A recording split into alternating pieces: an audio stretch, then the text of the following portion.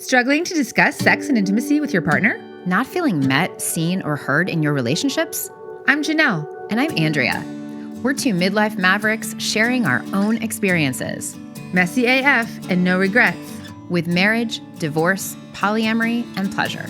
We've learned that when you're brave enough to figure out what you want and ask for it, with partners, friends, family, and most importantly, yourself, you'll feel more alive and free. Question everything, especially your mother's advice. There's no rom-com formula for this, but don't panic. Being alone matters. Honey, I can't miss you if you don't leave. What if your breakup could be your breakthrough? Our podcast is for brave hearts. Anyone who seeks or has found the courage to confront their fears and limiting beliefs about breaking societal norms in the spirit of finding their truth. If you're seeking permission to be brave in your relationships and want to feel less alone along the way, we got you.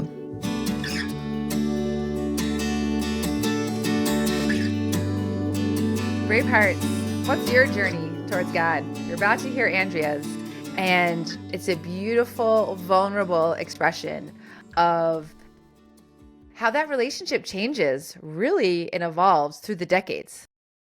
And she has some really potent stories and revelations of how God and the universe has expressed through her in her lifetime. But my big takeaway from this episode is that there are no answers. There is no finish line. But the journey of coming home to self, coming home to God is very intertwined. And what Andrea expresses is how that journey leads to her own sense of freedom and liberation. Absolutely. Brave hearts, you're going to hear about Buddhism and Catholicism and the Middle East and Jerusalem and Israel and Jesus and all sorts of stories and how it all intersects together. And lots of books and quotes. And yeah. Nice literary flavor to the entire thing. Yeah. Okay, here we go. Hey, Andrea. Hi, Janelle. Hi, Brave Hearts. Welcome back to our second episode of our season 5, Building a Relationship with God, or Spirit, or the universe, or divine, whatever you're calling it. That's right. Mm-hmm. We can cater to whatever you want. But it's a pretty edgy topic, and we're diving in anyway because that's what we do. We talk about taboo topics because that's where the juice is. Mm-hmm. And so Andrea interviewed me last week, and I'm interviewing her this week. And then the rest of the season, we're going to be interviewing other brave hearts about their take on spirituality. And we're excited to bring you this season. So let's just get started. Andrea, how far back do you want to go? Where did your relationship with God begin? Yes, and it was God a long time ago. It was definitely God for a long time, not spirit. I would say it's different now, but I was brought up Catholic, like you, Janelle, and I'm very grateful for that platform from which I was able to leap. But church when I was young was very much about following the rules, looking good on Sunday, making sure I memorized the Apostles' Creed. I knew when to stand up. I knew when to sit down. It was like movie quoting. Like I knew the whole thing. I knew the whole thing by heart. It really was. Like, oh my God, the Catholic Church is the origin for you knowing memorizing movie quotes. Love it. Question is, did I start watching movies first or going to church first? I'm not sure. But Father Guerin, who was our priest, I remember just knowing, like, I knew everything he said too, right? Even when we started doing Zoom calls, they would be like, the Zoom meeting has ended on the thing. And I would hear in my head, church has ended. Go in grace and God and serve the world, right? Like that just came up for me. So I think I learned my values from my parents. I do think that's important. People had said, I was taught by the Catholic Church to be this and be that. And I was like, yes, but no, my parents taught me about, I would say, my values. And we were good churchgoers. We probably went 75% of the time. First, I'm going to interject right here. What were your values? Oh, let's see. I haven't thought about that, but I mean, not in the structured format. What were my values? My values were hard work, love, honesty. I think those stand out the most. I think strength was another big value that was important. Okay. In your family. Yeah. Great. Mm-hmm. And so, as I was saying, I went to church a lot of the time, but we definitely skipped Sundays. I gave something up for Lent for a few years, and then probably it fell away. I went to CCD, never read the Bible. I did not understand how it all fit together at all. I mean, I really didn't. I just was like, okay, great. God's on my side. He's a white man in a robe. I prayed in that usual cafeteria Catholic way where you like don't pray at all until you really need something. Like, oh my God, please let this boy come back to me. Please let me get a good grade on this final. I swear I'll never ask for anything again if you just give me this thing. Right. That was the sum total of my prayers. But I did go through the confirmation and the communion and all that stuff, as I'm sure Janelle, you did. Right? You did all that stuff. I did. Yeah, I did. Yep. Yeah, the sacrament that I stopped at was I did not get married in the Catholic Church. Right. Neither did I. As my ex-husband used to say, it did give us this platform from which to jump. Like it gave us a rudder, and that was nice to have, even though I'm no longer Catholic today. So I'm grateful for that. Okay, so I'm curious when you say it was a platform for which to jump. What are the things that it gave you that you are grateful for? The Catholic Church. I guess it gave me a belief to have about God when in the world some people were believing in God. And if I didn't know what that meant, I would have been a little bit in the dark. So it helped me understand how God fit into people's lives. And I think it gave me an optimistic look at the world, probably. Like everything will be okay. Like God will take care of us.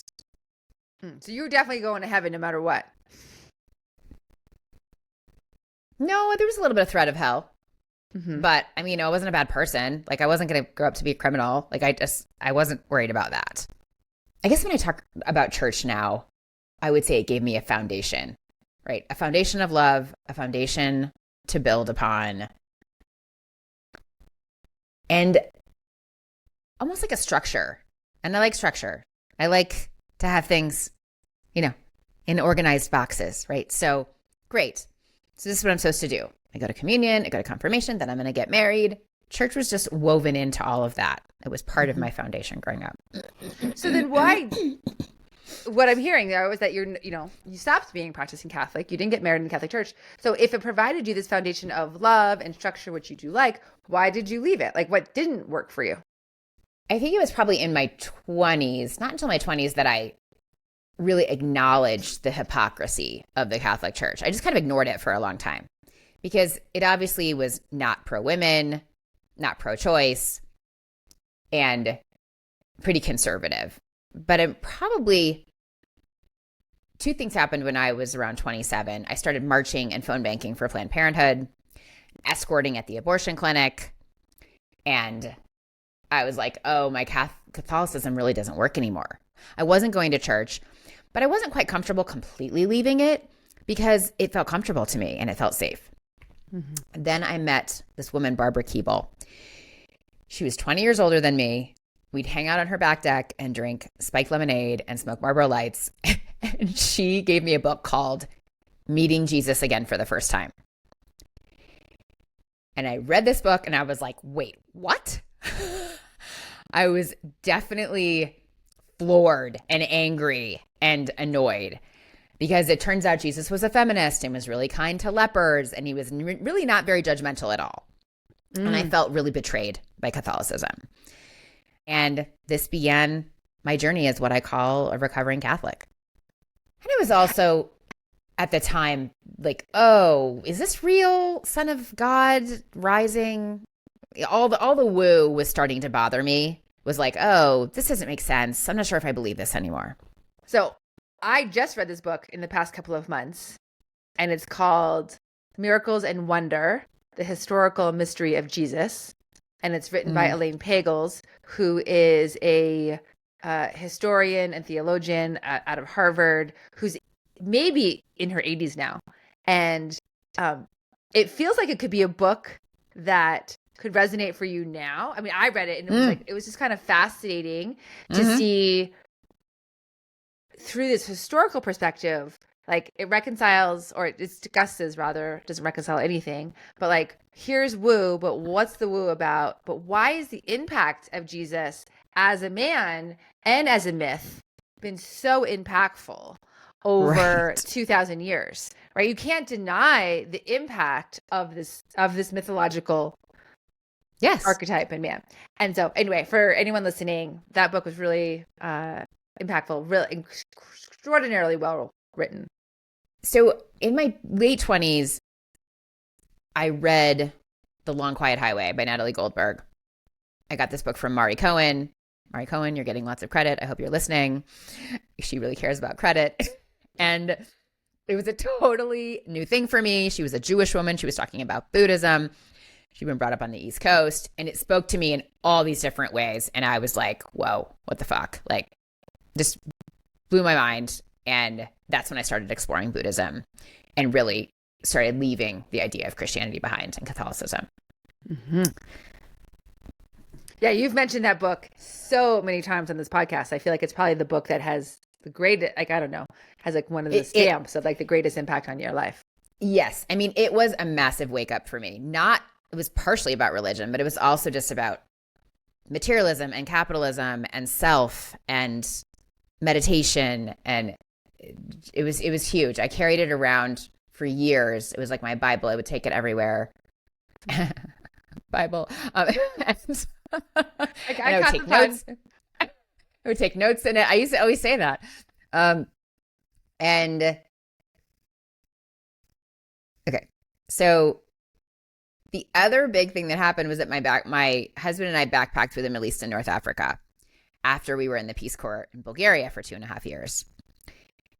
And of course, that was interesting because we were going through all of these different countries with different religions, different beliefs. And I was traipsing over really allegedly holy ground. I mean, I once posted a blog called like Jesus Might Have Had Coffee Here, right? There was just so much literature and buildings and architecture and stories. And there was a lot of holy land. And when my husband and I took a detour from our Syrian route into Israel for Holy Week, we got to see how everybody worshiped firsthand. The Episcopalians, the Jews, the Christians, the Baptists, the Presbyterians, they all had a corner, right, of the Holy Sepulchre. It was wild. We were in Bethlehem. We visited, I walked the Stations of the Cross. We partied with other tourists, other backpackers on Purim. And we walked around Israel with a friar who was really an educational experience for me. Wait, can you just friar isn't unfamiliar. I mean, I've heard of the term. Yeah, totally. Mostly from The Hobbit. So can you share? I don't know. I'm like, what's a friar? Like, it's like a light priest. It's not true. Okay. I'm sure that's not true. But it was someone who you just like met. It's not like you hired him. It was just like, he was like one of the backpackers. Yeah, he's a Franciscan friar, right? And he just was also touring Israel. Okay. And so we would walk around and he'd be like, well, this is what's actually happening here is this. You know, everyone wants a piece of Israel. All these different religions want a piece. And so that's what's happening here. Okay, so I just want to put this into context because what I'm hearing, right? So you went into the Peace Corps at 30. So we're talking about you backpacking with your ex-husband in the Middle East around 33 years old. Just noticing the Christ year. That's so funny. What? Wait, what did you say? The Christ year is 33. When someone's 33 years old, they're living out their Christ year. So anyway. Did not know that. Yeah. Oh my God, you're joking. What? I've never heard this. Okay. Yeah, how did you know? Yeah, it was when I was 33.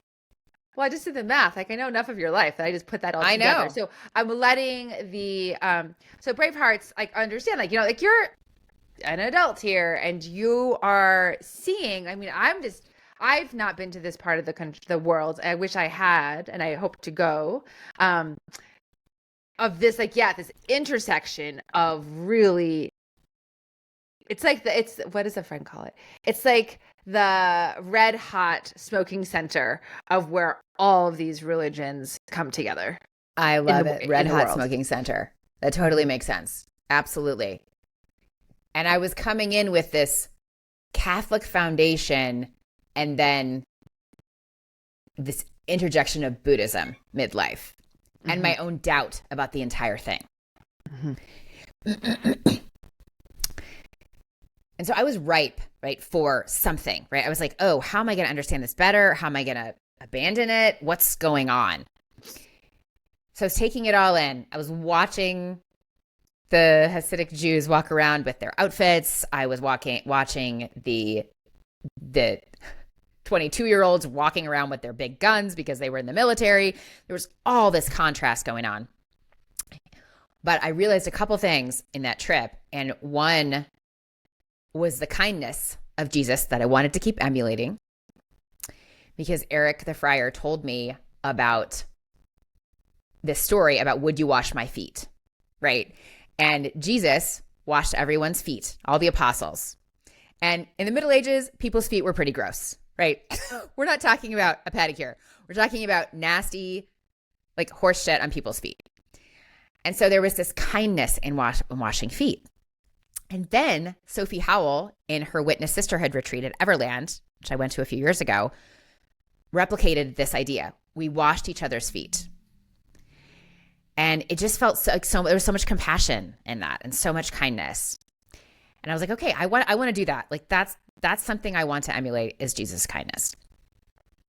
And then on Easter Sunday at 6 a.m., we walked through the souk in Jerusalem to the Garden Tomb, which is the Presbyterian celebration of Easter Sunday. And it was so beautiful. In contrast to the rest of Jerusalem, where there was a lot of rules and tourists and boundaries and, oh, this is for this is for that. I believe this, you believe this. There was so much kindness at the Garden Tomb. It was like an ice cream social. Like I feel like people were handing out watermelons and oxygen and birds were chirping and I was just crying. And I was just like bawling, right? So I was just had all this like emotional release about God and Jesus and was like, oh, I don't want to be Catholic anymore.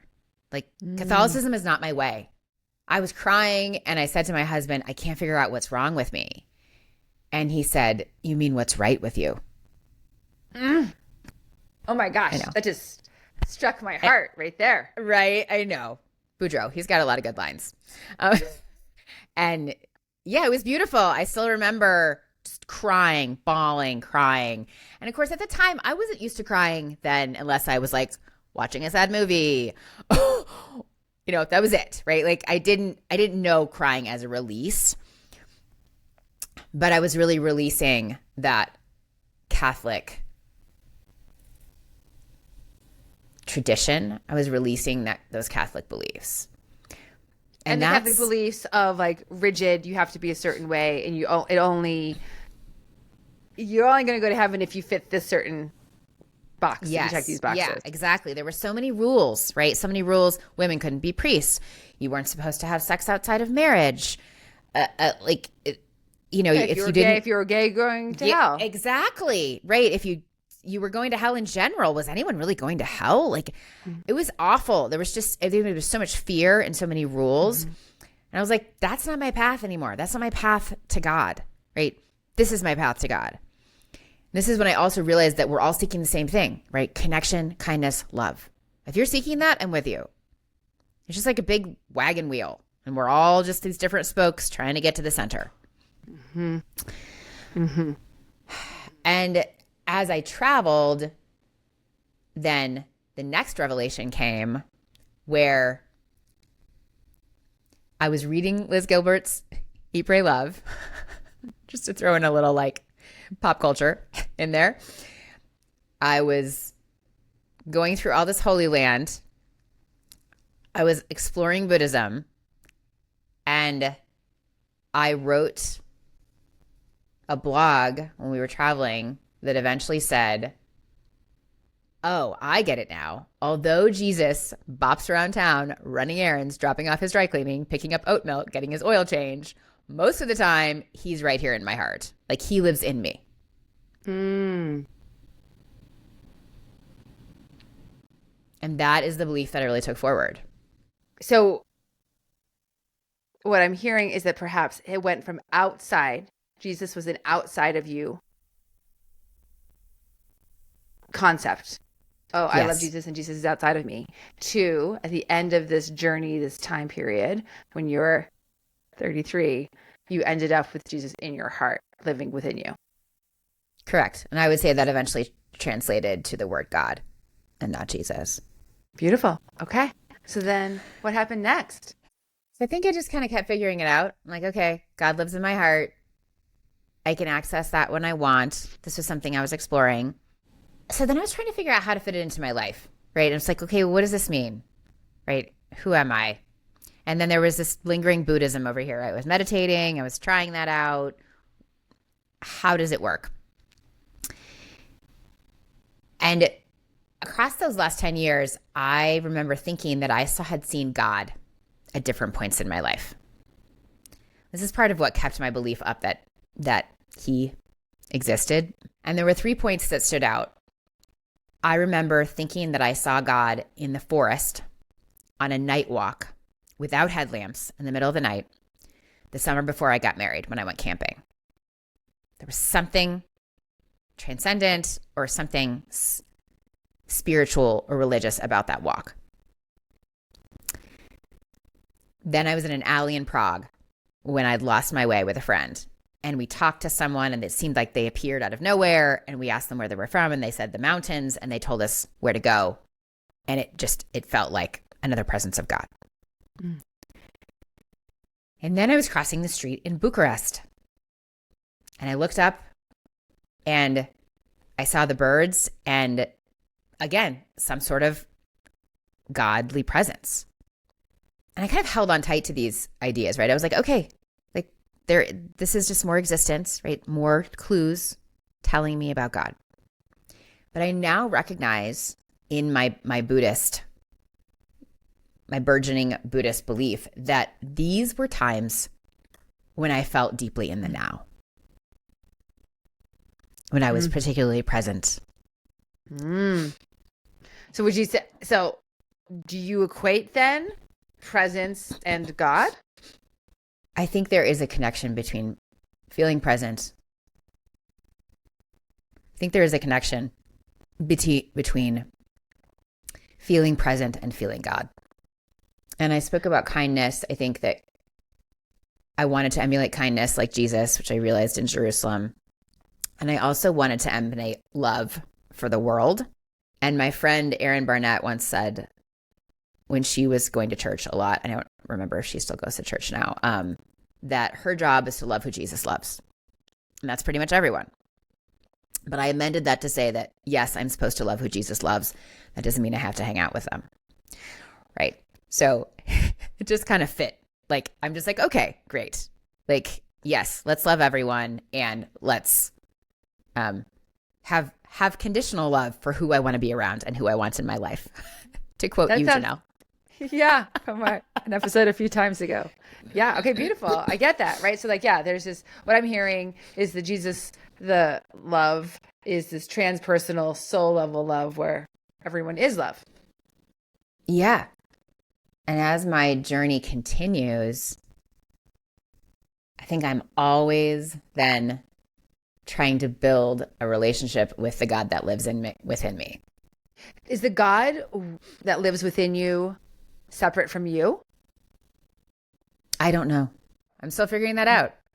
Like, I'm not sure. I think it's a little bit of both. I'm always open to discussing more, right? Trying to figure it out more. Wait, is it the woo?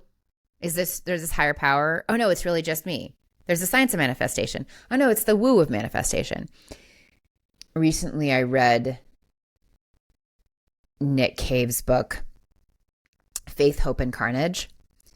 And he said, Nick Cave is a musician, a British musician, who I saw perform earlier this year. And he said, what if the seeking was actually God himself? What if the seeking was actually God himself? So the action of seeking was God, is God. Mm-hmm. Okay.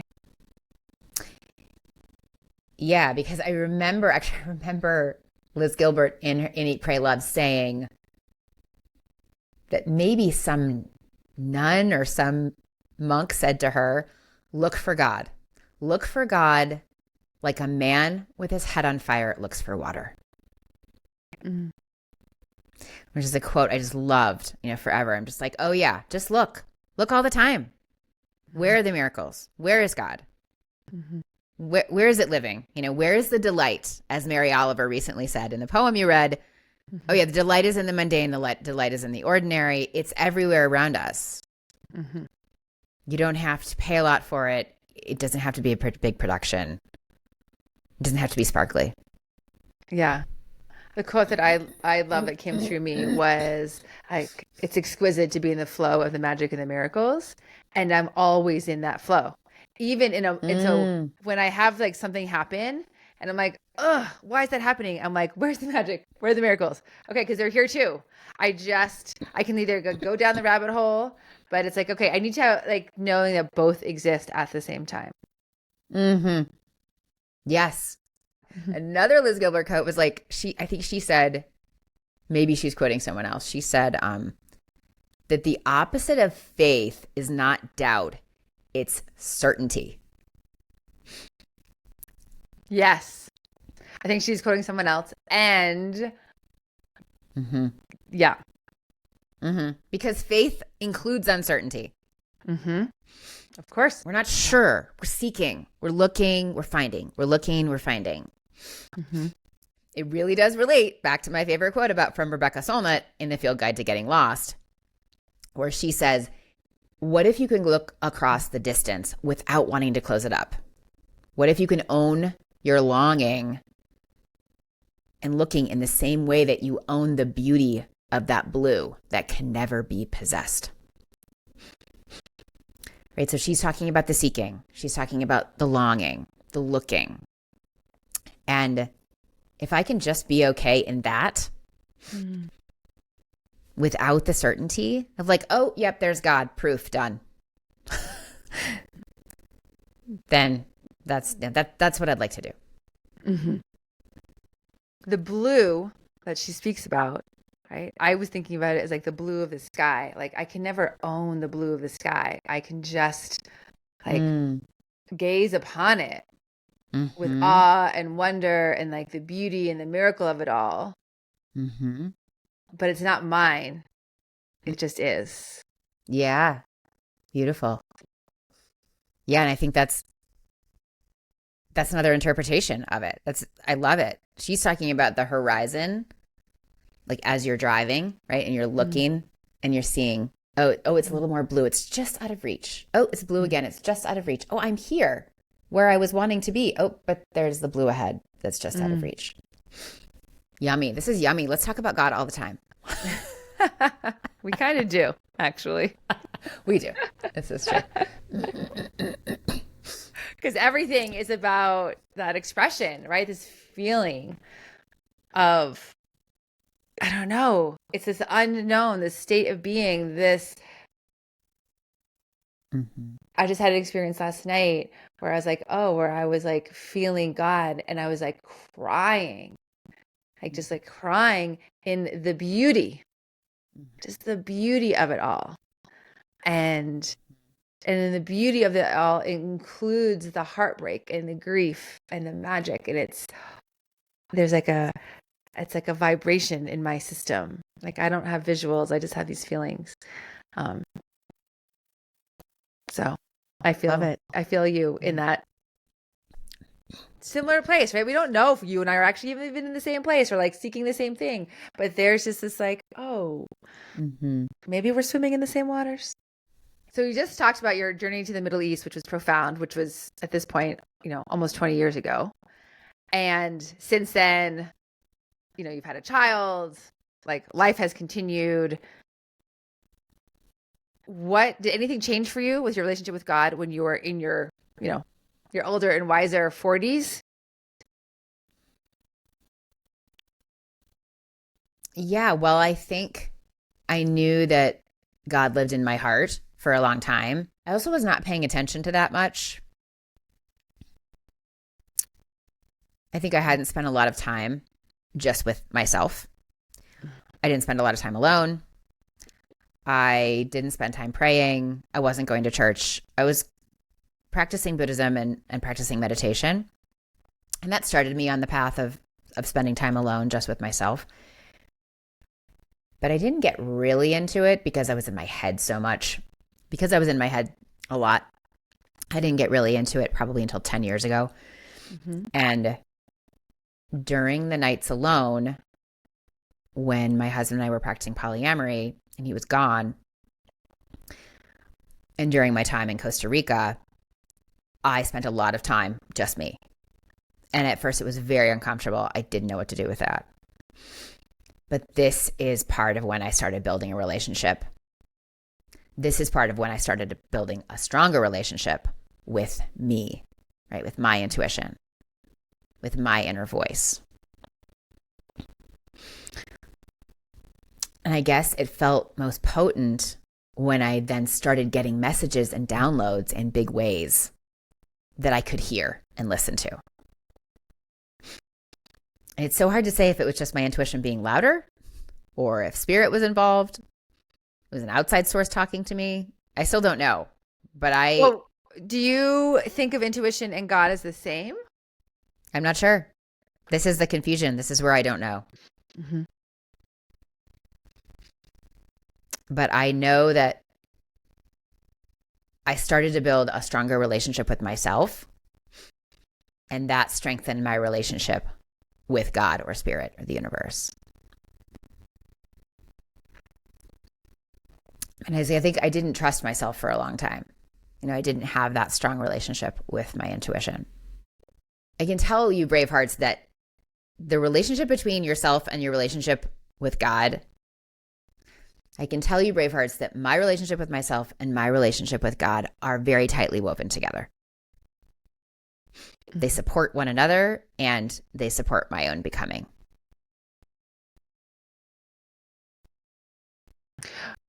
You said you didn't trust yourself, and that was part of this journey. What were you not trusting? Your intuition, your decision making, how you were living your life? Like what didn't you trust? I don't know. This is really confusing. I thought I had made the right decisions in life. I liked my job. I loved my husband. I loved my child. I knew when I wanted to have a child. I knew when I wanted to change my job, go traveling. I really liked my life, but I do know that when I made decisions, it was a struggle. I heard voices, didn't trust them. Heard voices, didn't trust them. Asked other people, asked a book, looked online. Like, my decision-making process was fraught. It took a long time, and it wasn't an ease. And it sounds like you were consulting other people's opinions about what decisions you should make. Exactly. Because I didn't trust my own. So do you believe, it sounds like you do, in a higher power? It doesn't make rational sense, but I don't know how else to explain the people, mainly the people, I think, that have been delivered to me at just the right time in my life. My daughter, you, Amanda, Mari, Aaron, my ex-boyfriend, Josh, my new boyfriend, Kevin, my ex-husband, Boudreaux. Like, so many people have been given to me with the medicine that I needed when I needed it. Do you, with that, do you feel that the part of the point in life is God is here to help us grow? Yep, I think I do. Do you?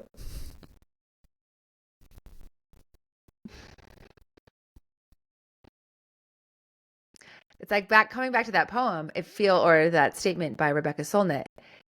It's like one and the same to me. That like my soul's growth is God's expression through me, as me. My soul's growth is God's expression. Beautiful. I love it. Mm-hmm. So, Andrea, how does having a relationship with spirit help you find peace amongst the suffering in the world? Because we know there's a lot of that. It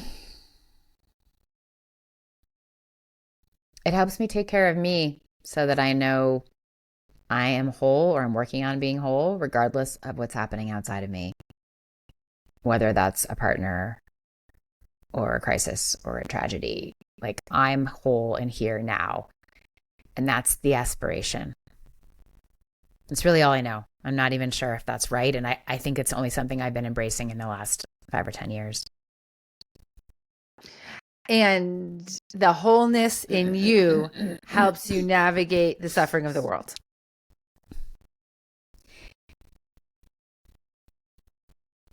I think I just know that rather than take care of everyone else first, or take care of the homeless, or give money to a cause, like, no, I have to take care of me first, and then I can be present and see where I can help the most. Mm-hmm. And so I just feel like building a relationship with myself gives me the capacity to hold the suffering better, whether I'm just holding it while I'm sitting on my porch or whether I'm holding it by volunteering somewhere. Mm-hmm. But, does it help me make sense of the suffering? No. Mm-hmm. To be clear, it doesn't. So I just want to check in with you. We've been kind of calling it God now. You haven't really been saying spirit. Do you want me to use the word God here? I actually use the word universe the most now. Okay, great. Yeah. All right, so Bravehearts, we just figured out that Andrea has evolved into using the word universe instead of the word spirit, or instead of the word God. Mm-hmm. So how does a relationship with the universe impact your other relationships, Andrea? I think it helps me recognize myself as my own best friend, so that I know that my efforts, my practice, my love for other people comes from a place of wanting and not needing. So that your relationships come from a place of wanting and not needing. So what I'm hearing with that is you feel whole yourself. Like you can navigate the world alone. And I don't mean alone like you're single per se, but that there's a confidence and trust in yourself to navigate the world. And then from that place, you're inviting others into it. And then as a result of me having a relationship with myself and or the universe, my relationships with others feel more pure, more clean, and more honest. Let's also note here, as I feel like I'm saying some big shit, as I feel like I'm saying some big stuff here, like, I'm working on this, right? Like, this isn't like, oh, I'm done. It's all good. I built a relationship with myself. Now I can go rest. There's no resting, apparently. I think Jesus would disagree with this, but there's no resting as far as there is resting, but there's no destination. There's no destination. There's no finish line. Mm-hmm. Yeah, there's no finish line. Right back to my origin of my parents. There was a picture in my house of my mom and dad standing in front of the Nike "There is no finish line." Oh. At the Nike store. Yeah. I mean, it's probably 30 years old. But it's interesting. I've actually never equated it or made the parallel between that. Like, you just have to keep going. No, you have to keep going. Mm-hmm. Like, just keep working, keep digging. Mm-hmm. And that really is the same thing as we're talking about, like, keep seeking, keep growing. Mm-hmm. You can rest, but you can follow the ease. It can be easeful, May not be easy, but it can be easeful. Yeah, exactly. Andrea, thank you so much. I know, as someone who just was interviewed last week, it is so vulnerable to talk into the microphones about what it is that we believe about something that is only our own truth, right? Like, your truth isn't my truth. Yeah. Yeah, it's big. How would you suggest someone find their deepest belief, or find their self, or find their spiritual path? Not everyone's going to get to go to the Middle East and travel through the Holy Lands. Question everything. Be curious about your own beliefs about everything. Question the old advice you were given. Question the old scripts or scripture you were given. Spend time alone. Listen. Write letters to yourself. Notice your patterns. Be aware of when you get stuck. Stay committed to change.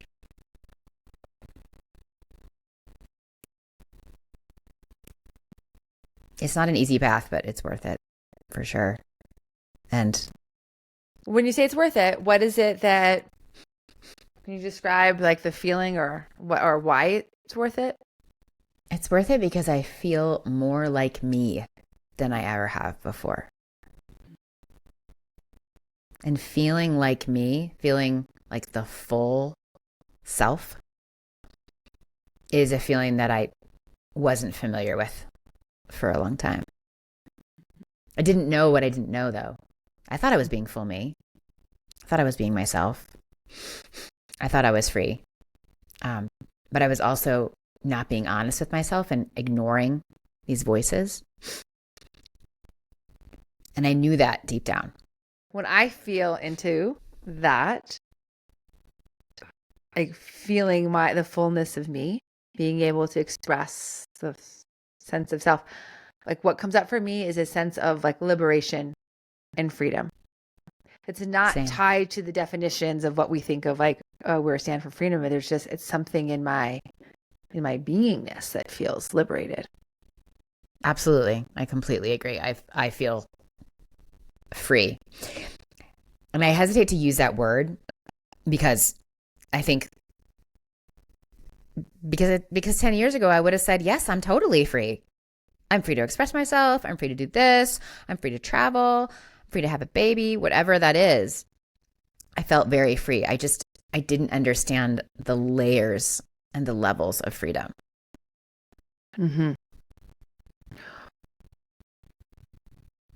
What are the rituals and practices in your life around this relationship with the universe? Journaling, spending time alone, looking at art, listening to music. But I'm actually going to reflect what my friend SB, who is a freelance rabbi and priestess, who you will hear later on in series 5, because we interviewed her. She's our next episode. She's next week. Oh, great. So Sarah said, the rituals and practices are whenever we're completely present. Whenever we're present throughout the day, right? So that for me, that would mean when I'm singing, when I'm playing piano, when I'm dancing, I think when I'm kissing. Like when I am fully present. And that might be with another person. But that presence is when I am practicing. And bizarrely enough, that can apply both to, I think for me, a Christian God and also a Buddhist deity. Do you have this sense that everyone's God is the same God? Everyone's universe is the same universe? Yeah, I'm just not going to think about that too much and just go with my first instinct and like, yeah, I think it is. Everyone just looks differently. Everyone's God might look different. Or how we got there. Or the path to it, or your practices, or your rituals. or your scripture or the way that you pray. It's just another fucking example of letting go of form. The mantra that never dies. Oh my God. Yeah. Okay, Bravehearts. Woo, take a deep breath. You made it through this episode. You were blessed to hear Andrea's journey. Yeah, that was a pun.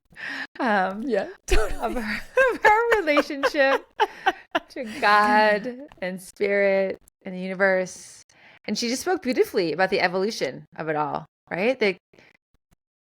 It feels, what I heard in my takeaway is not only is there not one way for it to look, but that in each of us, and in her case, like it gets to look different pretty much every decade, right? That there's a new place on the path that we're at, and doesn't mean that any of our where we were 10 years ago wrong. It just means we've evolved, and potentially there's just more God expressing and emanating through us than there was before. Mm-hmm. Beautiful. Beautifully said. Thank you, friend. Thank you. Thank you for sharing and vulnerably expressing on this topic. So Bravehearts, we love you, and we're excited to share the next 10 episodes with you of other people's journeys on their path. Hey Bravehearts, looking for permission? Work with us. We offer Braveheart coaching. Follow us on Instagram. Meet us in real life at a Braveheart conversation. Subscribe to our newsletter. Do all this and more at our website, permissiontobehuman.live.